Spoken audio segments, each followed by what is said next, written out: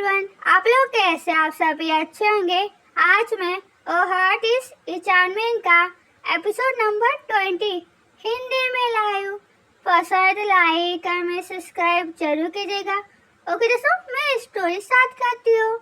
Story के last episode में ये दिखाते कि जहाँ पे यूँ पूछते हैं कि मिस्टर मैंग और गोइंग इस चीज के लिए तैयार थे, जहाँ पे गुफिन बोलते हैं कि मिस्टर मैंग ने तो मना कर दिया पर गोइंग इस चीज के लिए तैयार थे। फिर गुफिन यू को केक देता है तो यू उससे सवाल करने लगता है, तो गुफिन बोलता है कि इस बारे में ज्यादा मत सोचो और इसे ले लो। फिर भी यू उससे सवाल करने लगता है।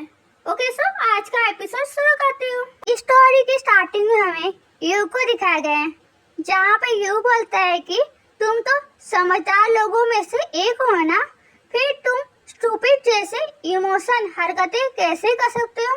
एक मिनट रुको, नहीं, तुम तो एक डॉग की तरह एकदम जिद्दी इंसान हो।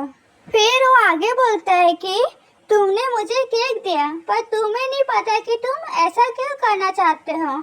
जब पिग भी सल्टा हाउस में नाइफ देखते हैं तो वो भी शोर मचाते हैं, पर तुम इस चीज को स्वीकार करने की हिम्मत नहीं है कि तुम्हें मुझसे प्यार हो गया है। यू की बातों को सुन के गुफिन भी परेशान हो गया था। वो बोलता है ओके, अब तुम चुप रहो। फिर यू बोलता है ठीक है, मैं इस केक को लेने के लिए तैयार हूँ। जो तुमने मेरे साथ बुरा व्यवहार किया है ना, ये उस मुआवजे के तौर पे मैं ले रहा हूँ।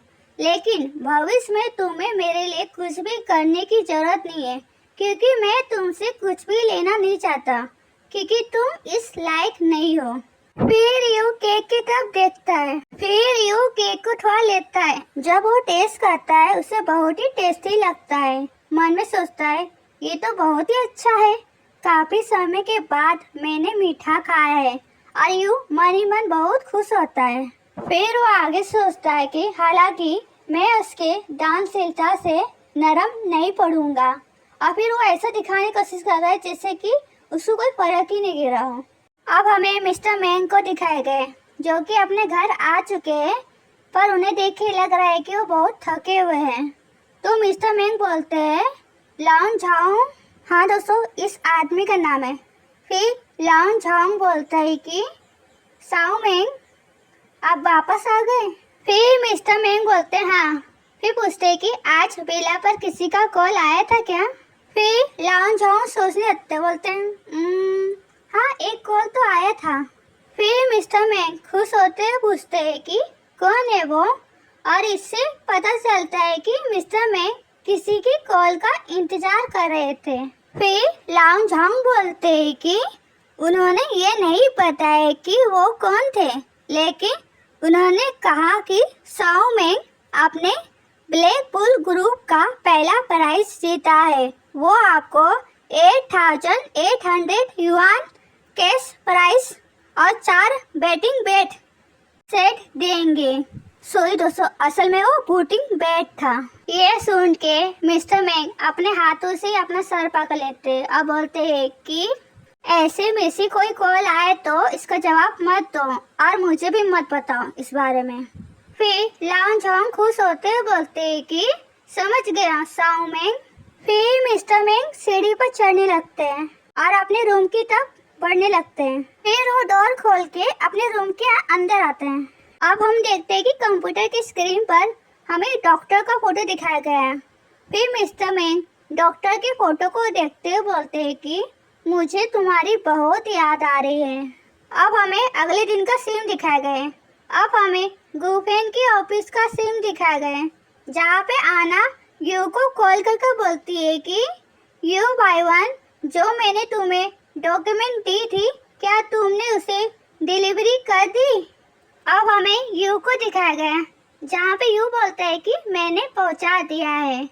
फिर आना बोलती है ठीक है, तुम कंपनी में वापस आ जाओ।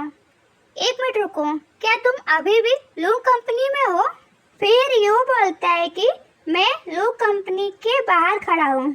फिर आना यू को बोलती है कि एक नया रोस्टक रेस्टोरेंट खोला गया है, जो कि लू के बगल में जो बिल्डिंग है ना, कमिश्नर की पहली मंजिल, आज उधर सेल है, तो क्या आप मेरे लिए 2 बतखें खरीद के ला सकते हैं? फिर फिर यू बोलता है ठीक है मैं खरीद लूंगा। फिर यू उस दुकान तक पहुंच जाता है। फिर यू जैसे उस दुकान के अंदर जाता है तभी एक आदमी यू को बोलता है कि आपका स्वागत है मैन एंड डग में। फिर यू उस आदमी को बोलता है कि मुझे 2 रोस्ट डक चाहिए।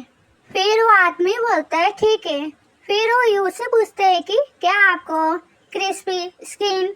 इतना कहते ही जैसे ही वो यू को देखता है एकदम शौक जाता है। फिर यू भी जैसे उस आदमी को देखता है थोड़ा सा सरप्राइज हो जाता है।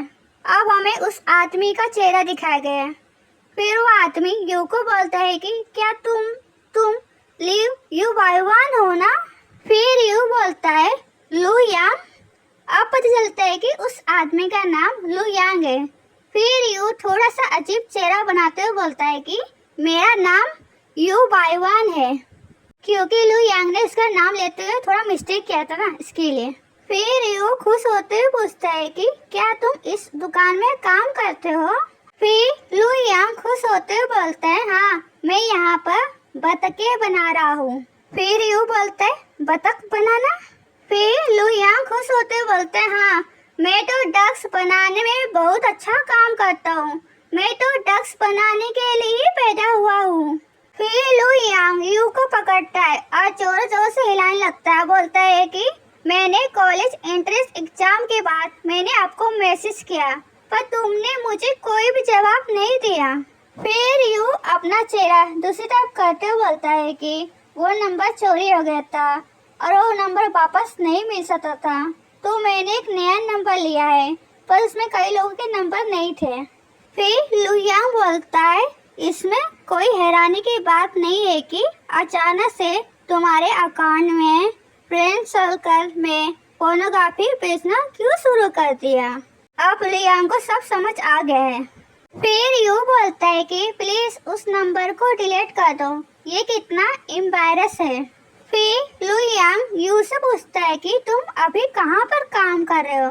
फिर यू बोलता है कि मैं गुफिन की कंपनी में गुफिन के असिस्टेंट के रूप में काम करता हूँ। फिर लू यांग बोलता है कि जो मैं काम कर रहा हूँ मेरे काम से बेहतर ही होगा जो तुम कर रहे होगे इस समय। फिर यू स्माइल करते हुए बोलता है तो फिर चलो सरप्राइज जानकारी छोड़े। ये सुन के लू यांग को बहुत गुस्सा आता है, यू को पकड़ता है और बोलता है कि बाय वन इतने साल बीत गए। ओके दोस्तों आज का एपिसोड ये फिनिश करते हो। पसंद है तो लाइक कमेंट सब्सक्राइब जरूर कीजिएगा। मिलते हैं नेक्स्ट एपिसोड में। Thank you so much. Tata and bye bye, see you.